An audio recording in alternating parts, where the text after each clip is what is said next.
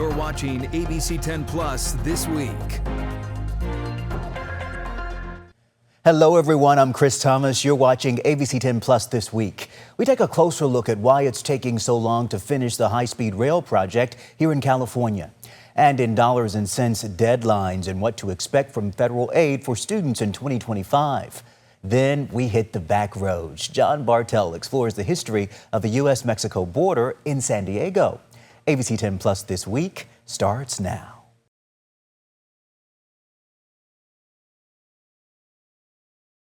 A Stockton business owner is out thousands of dollars and in fear after a machete-wielding man robbed his business. And it was all caught on camera. ABC10's Gabriel Porras spoke to the owner. Every few minutes, Francisco Pablo Gomez looks up at his security cameras. Yeah, I'm kind of, nervous after that. After this scene Monday inside his Stockton market, his 3-year-old son, the only thing standing between his wife and the blade of a machete. My wife was here, then he came, he tried to cash out a check, but she didn't. Then I think he got mad, then he went out. Francisco's wife denied the service because the man was allegedly using a fake ID. Police say his real name is Pedro Sosa. He came here again, then with the machete on his hand, then he got in, then trying to hurt her. Then he took some money and a couple checks. Around $15,000 in cash, Francisco says. Fortunately, his wife and son were uninjured. It's a lot of money because we small business. It's not okay what he did. It's really bad. But the crime didn't stop at armed robbery. It got much more terrifying just hours later. That's because the suspect grabbed one of these when he walked in the first time, a business card which has the owner's phone number. Yesterday, 2 o'clock, he texted me. He said he's a member of a gang. He knows where I live. He was going to shoot my house or something like that. Police in Oakdale arrested Pedro Wednesday morning on 7 charges, including robbery, identity theft, and fraud. I hope the police will do something about it. In the meantime, Francisco still feels kind of stressed or still thinking about that. And in fear, with his eyes glued to the cameras. I think the main thing is my family is okay. The money will work on that. Yeah. In Stockton, Gabriel Porras, ABC 10. So disturbing. Thank goodness no one was hurt. Bail for the suspect has been set at $340,000. Back, the Sacramento City Council is expected to greenlight $1.2 million for a new project. It's aimed at reconnecting Old North Sacramento to the rest of the city. The project would fund a study to reimagine Highway 160 by improving safety and access in a historically underserved area. ABC 10's Luke Clary has more. When Highway 160 was built 70 years ago, it connected downtown Sacramento to Business 80, but it bypassed the historic Del Paso Boulevard and its businesses. Oftentimes it gets overlooked, Del Paso, North Sacramento. This is where I like to have my meetings most times. Daniel Zavala is an old North Sacramento resident who recognized the impact of that decision. Vacant properties, boarded up properties, blight, some stress over the years just because you don't have the traffic and the housing density that you might need. Now, the city wants to look at changing that. I think at the time that people thought about putting in the freeway, they really didn't realize what that impact was going to be. Councilmember Roger Dickinson says City Council is expected to vote Tuesday to approve $1 million in federal funding to study new options for Highway 160. One idea, turning it into a boulevard. That opens up frontage property that would allow us to have residential and business development that could be sited along Highway 160. It would dramatically improve the access for people here in North Sacramento to the American River Parkway. I'd really ask neighbors to look at this with an open mind. Daniel Zavala supports the study as a longtime resident and former head of the Del Paso Boulevard Partnership. I hope people relax first and just, hey, we're not shutting down 160 tomorrow. He says it's not about taking something away, it's about bringing something back and reconnecting a historic part of northern Sacramento that's been divided for decades. In Sacramento, Luke Clary, ABC 10. And the City Council votes tomorrow. The project is funded with a $1 million federal capital grant and $200,000 from the Vision Zero Safety Program.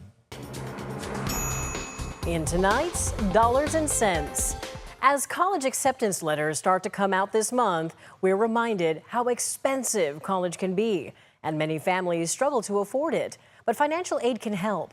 An important deadline is approaching to apply for that money. I talked with an expert on college prep who explains how to navigate new changes and concerns with affording college. Sean Patel knows a thing or two about stress. Hi, Sharks. Now, 2400 Expert is looking to expand across the nation. So, Sharks, who's ready to score big off my perfect score? Since appearing on Shark Tank, Patel says he's been able to help thousands of students get into top colleges and earn scholarships to afford college through the company he founded, Prep Expert. Everyone knows college tuition is skyrocketing well beyond inflation these days. An important application deadline to help pay for college is fast approaching. FAFSA is the free application for federal student aid. It's the mandatory application parents, students, and families fill out when applying for college in order to qualify for any federally funded financial aid. That can include student loans, Pell Grants, and work-study programs. It is high stakes. I don't want to scare anyone out there, but it's a really great path to making college more affordable. FAFSA applications open in the winter when high school seniors start applying for college and stays open until the summer after students get their acceptance letters. According to the FAFSA website, the FAFSA form for 2025 has to be submitted before midnight, June 30th. Corrections or updates must be submitted before midnight, September 13th. However, I do recommend getting in your application as soon as possible because some grants and loans are awarded on a first-come, first-served basis. To fill out your FAFSA, Patel says make sure students and parents have their Social Security numbers handy and last year's tax returns. Also note any major changes to your financial situation, such as medical bills or change in income. Can you explain for us a little bit, what's at stake if they do or don't apply for this? By applying for FAFSA, there's many times that you can get your entire college education funded through grants and loans, and really low interest loans or completely free grants. So that can completely change your life in terms of college affordability for you and your family situation. Recent uncertainty with the Department of Education, which administers FAFSA, is causing concerns about processing delays. You may remember the bumpy rollout of a revamped FAFSA in 2023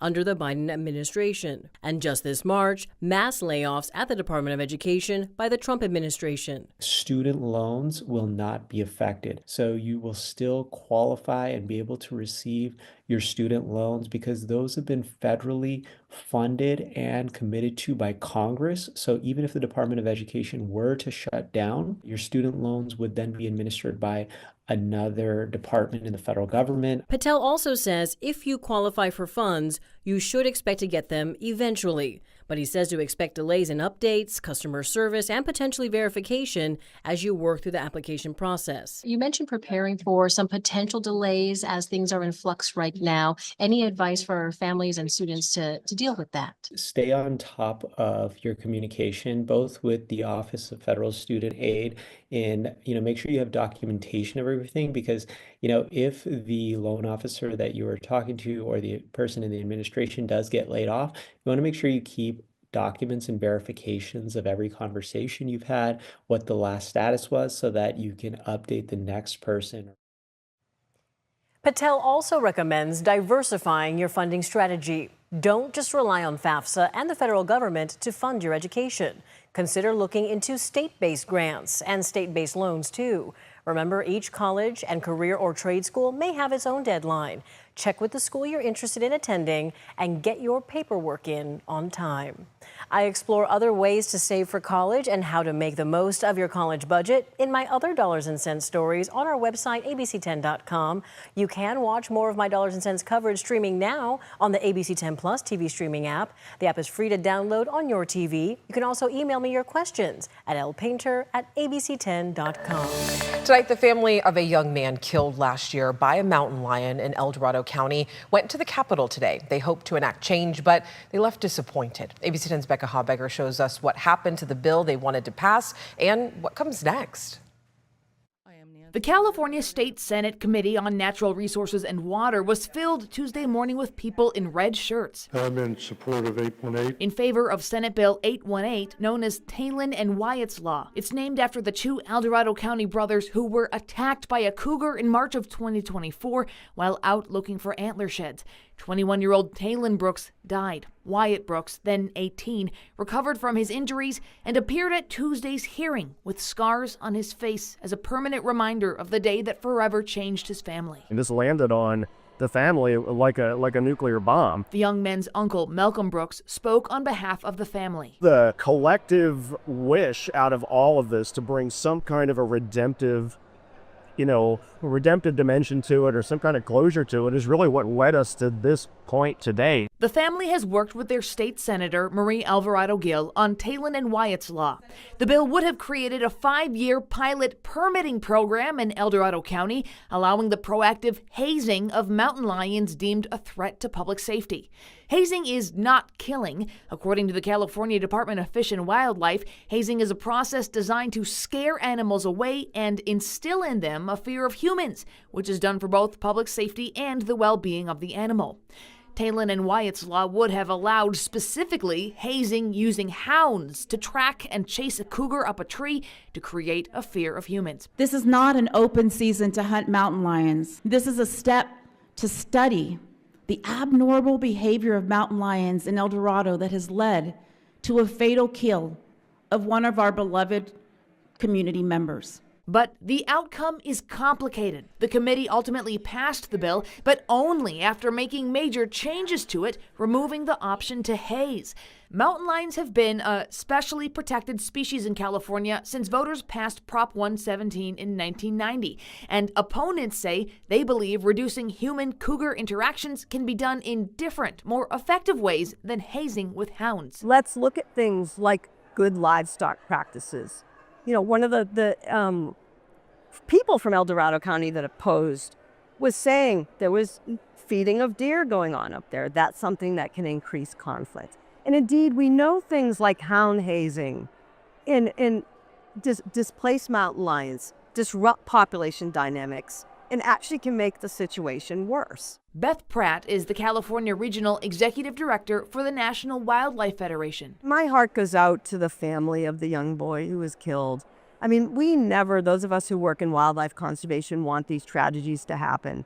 And we keep in mind that they are so rare. Prior to Talon's death, the last time a mountain lion killed someone in California was 2004. The family says they don't know exactly what the next steps look like, but they are not done fighting. We do want meaningful mountain lion management to be restored in California. It's been absent for 35 years. In Sacramento, Becca Habiger, ABC10.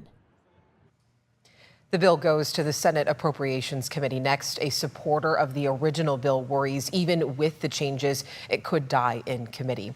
Prop 117 requires any change to a law related to mountain lions to pass with the high threshold of 80% of the vote. Well, California has long planned to build a high-speed rail from the Bay Area to Los Angeles with the goal of transporting people across the state in just under 3 hours. Voters approved funding for the project back in 2008. But tonight, as the project continues to face challenges with costs and timelines, lawmakers are questioning its future. ABC 10's Jeannie Nguyen takes us to the Central Valley, where high-speed rail construction is currently underway. We're at the Hanford Viaduct, which is our longest structure actually for the Central Valley. 6,300-foot structure, and it connects into our future high-speed rail Kings Tulare Regional Station. It's a vision decades in the making. California's controversial high-speed rail project will eventually connect Northern and Southern California and has first brought a new era to the Central Valley. It's where the High-Speed Rail Authority is currently constructing track for the bullet train. So we started this structure in 2020. This is our longest structure for the Central Valley. This is the Hanford Viaduct, about an hour south of Fresno. High-speed rail officials have a goal of completing this portion and all of construction in the Central Valley by 2026, because eventually this will be an important part of their test track. We have to test and do dynamic testing for at least 2 or 3 years before we can start any operations. That's to test for our rolling stock, our track and systems, all of the different maintenance of way facilities that we'll have throughout the valley. All of those things, communications, dispatch, all of the things that you need for an operational train system. But all of this progress comes with a hefty price tag and plenty of criticism.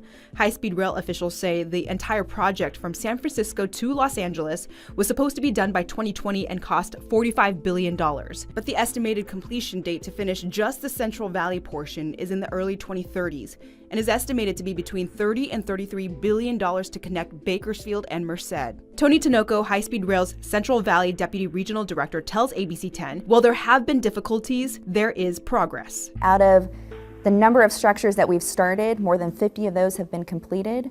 We've actually created more than 15,000 construction jobs. In 2023, Governor Gavin Newsom appointed an Inspector General for the High-Speed Rail Authority.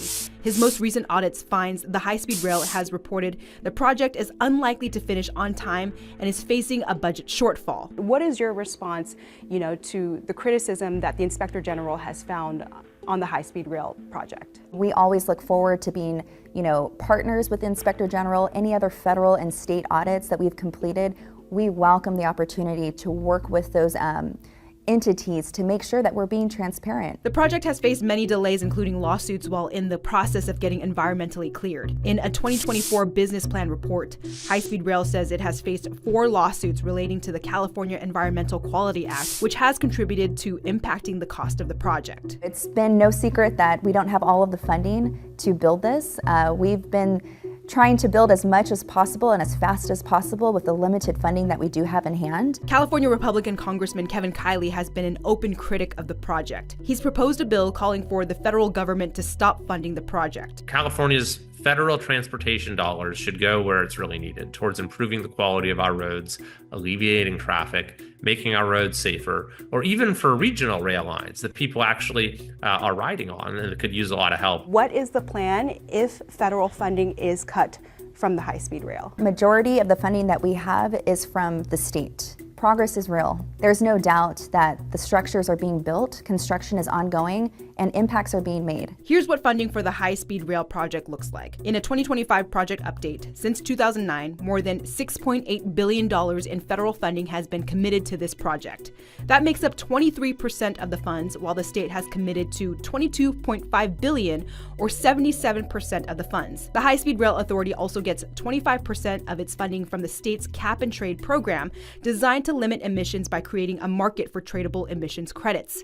That funding varies from year to year and could be on the chopping block in years to come. Democratic Senator Dave Cortese has consistently supported the project and has recently authored SB 545. He says $7 billion needs to be acquired by next summer in order for this project to continue. He's waiting for more information from high-speed rail officials before a decision is made on how to go about securing those funds. I think it'll prove that the investment's worth it, but it'll also show us that we can close the gap on funding. The state already has many tools that it provides local governments and developers to use, to pay for infrastructure. Senator Cortese urges Californians to start seeing the project as a stimulus package that will eventually create an economic boost. But the big question remains. Original plan is from San Francisco to the LA area. When do you think we might see that? It's all dependent on funding. So it's hard to give a timeline when you don't have all of those dollars in hand. In Kings County, Jeannie Nguyen, ABC 10. All right, so Jeannie, I do have a question for you because we know that the High-Speed Rail Authority CEO, they spoke at Fresno City College and really had some updates about some of the issues with the project, right? Yeah, Alex, the authority CEO, Ian Chowdhury, says 119 miles of the rail are under construction, with 50% of that now complete. He did acknowledge the ongoing challenges and setbacks the project has had, especially now that the federal government is threatening to cut off funding. He said the authority is committed to finding additional funds. 77% of the money that is spent on this project came from California taxpayers. We do want to continue to look for opportunities to work with the federal government and continue to secure more funding. As we mentioned in our reporting, $7 billion needs to be made available by next summer for this project to continue. Republican Senator Tony Strickland, who is also the vice chair of the Senate Transportation Committee, tells me he believes if we do come up with that money, it'll be a waste to spend it on this project. We'll just keep digging that hole on the high-speed rail and spend $7 billion here, knowing full well, I'm going to go on a limb and say this project, as proposed, will never be built. And Senator Dave Cortese expects a funding update in next month's Senate Transportation Committee meeting.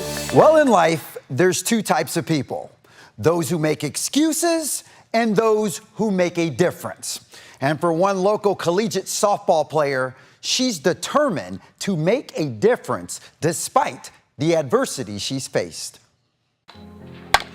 Amanda Bricker is not your average Division I softball player. It's a genetic disorder, so unfortunately my hearing fibers are dead, so I can't hear. Born genetically deaf, Bricker refused to let her disability hold her back.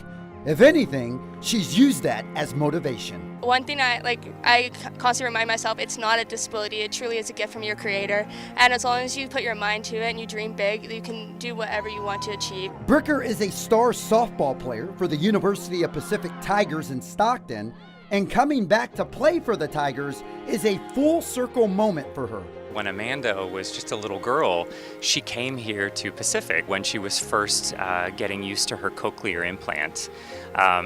And I happened to be a graduate student on campus at that time when she was a little girl. And all of these years later, it's so amazing that she is now a Pacific student. She's on the softball team.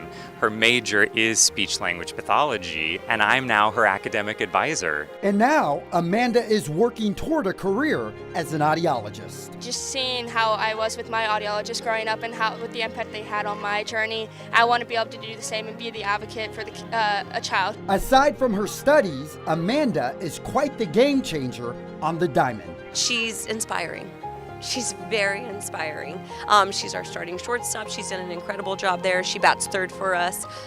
So as much of a talented athlete as she is, she's a great leader, and people truly look up to her. And now Amanda is using her experience to inspire other kids who may be dealing with disabilities. Really remember what my why is, and my why is showing that other kids who may not be able to live life to the fullest just due to a disability, no matter what they want to do, as long as they put their mind to it, they truly can do it to the best of their ability. So she's a future audiologist, a star softball player, genetically deaf, but thanks to her implants, she's able to communicate, hear, speak, and all that other stuff. But she's truly the definition of overcoming adversity, and she wants to help other kids and younger people who have disabilities like hearing loss as well. So go ahead, Amanda.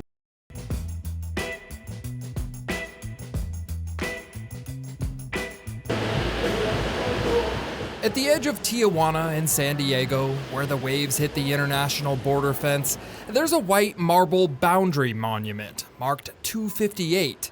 It's an important marker because it's not only the dividing line between the U.S. and Mexico, but it also tells the story of how California got its shape. To see the monument, you can either grab your passport and make a day trip to the lively town of Tijuana, Mexico, where you can eat tacos and enjoy music. Or you can hike down to San Diego County's Borderfield Park and take a look at it from a distance in solitude. This place is a really beautiful place to go at Borderfield State Park because you can see, do you see anybody? Where do you see that in Southern California?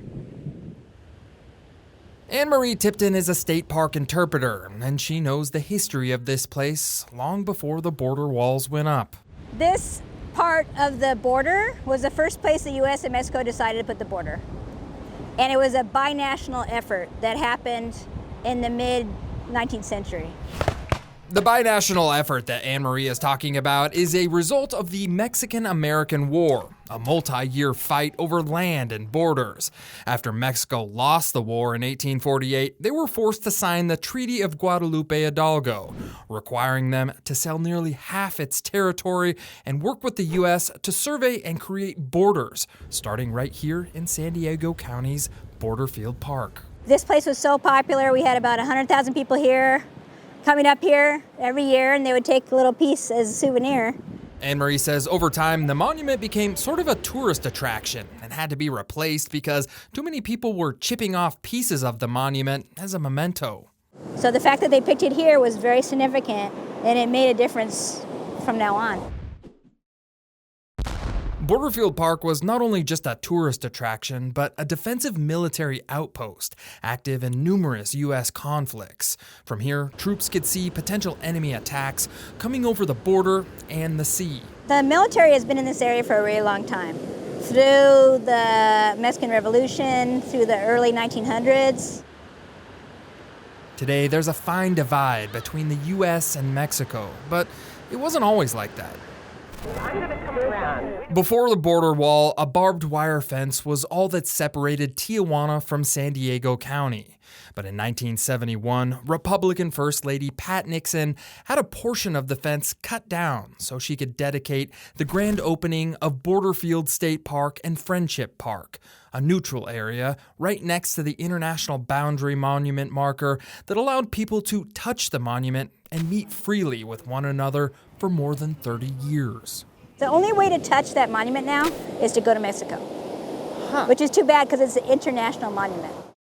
Unfortunately, the U.S. government has progressively limited access to Friendship Park, first by adding a mesh fencing, then building a secondary wall with a small viewing area, and finally, in 2020, they completely closed Friendship Park.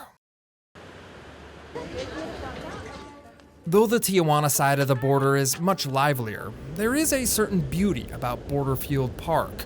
It's a state park and a national estuary research reserve with miles of trails leading to open beaches. People could ride their horses here. It's the only place in the whole county you could ride a horse on the beach. It's just amazing. From the California-Mexico boundary marker, I'm John Bartel. Hope to see you on the back roads.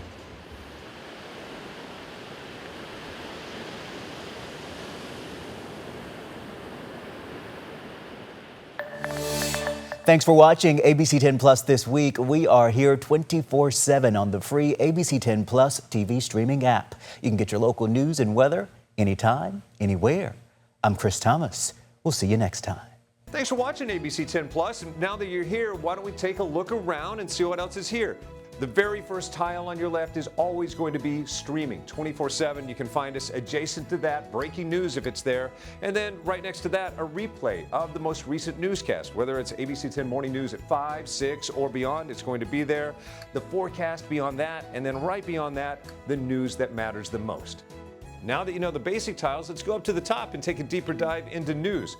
We have every single newscast that you would need, including To the Point with Alex Bell, taking a deeper dive into the issues. Beyond that, ABC 10 Morning News at 5 and 6 and 11, the evening shows as well. Below that, you can watch the top stories from To the Point. Under that, Dollars and Cents, where you can learn how to navigate this challenging economy. And below that, you can watch our award-winning ABC 10 Special Investigations, where we hold the powerful accountable. Going into weather, look, it's the 10-day forecast, getting you ready for the weekend and beyond. Beyond that, sports. I know you care about the Sacramento Kings. We have the most comprehensive guide to anything, everything Kings in the locker room and on the court. We have it. Below that, I know you care about the San Francisco 49ers. We can't mention Bay Sports without talking about the Oakland A's. We have that too. Backing out again, come up to the top and join me on Verify. I'm super excited about this. Our experts are checking the facts, verifying the truth for you. Jump up now to shows. Very excited about this. Oh, look.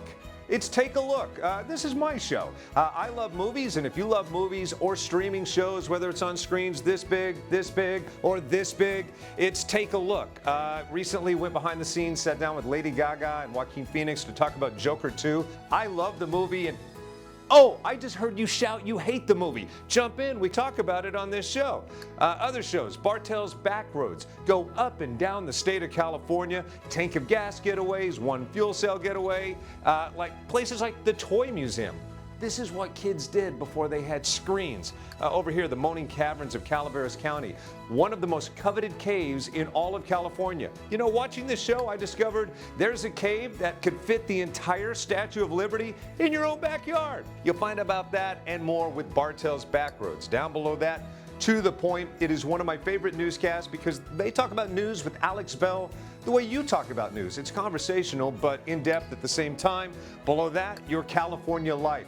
Love this show. Whether it's entertainment, food, beverage, lifestyle, it's there. Desiree Shepherd hosts and does an amazing job.